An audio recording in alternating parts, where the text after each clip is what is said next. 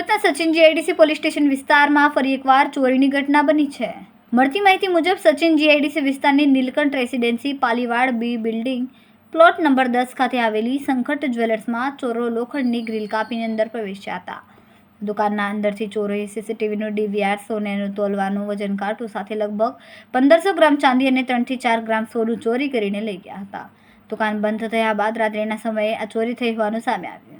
ઘટનાની માહિતી મળતા જ સચિન જીઆઈડીસી પોલીસ સ્થળ પર પહોંચીને મામલો દાખલ કરીને આગળની તપાસ હાથ ધરી। પોલીસ આસપાસના સીસીટીવી ફૂટેજ, સ્થાનિક માહિતી તથા ટેકનિકલ તપાસના આધારે આરોપીની ઓળખ કરવા પ્રયાસ કરી રહી છે। પોલીસનું કહેવું છે કે આ બનાવનો ટૂંક સમયમાં ભેદ ઉકેલવામાં આવશે અને આરોપીઓને ઝડપવા માટે વિશેષ ટીમની રચના કરવામાં આવી છે। जी आपका नाम? शैलेश छोटेलाल वर्मा। क्या घटना हुआ? चोरी हुआ है सर जी हमारे दुकान में। क्या क्या चोरी हुआ?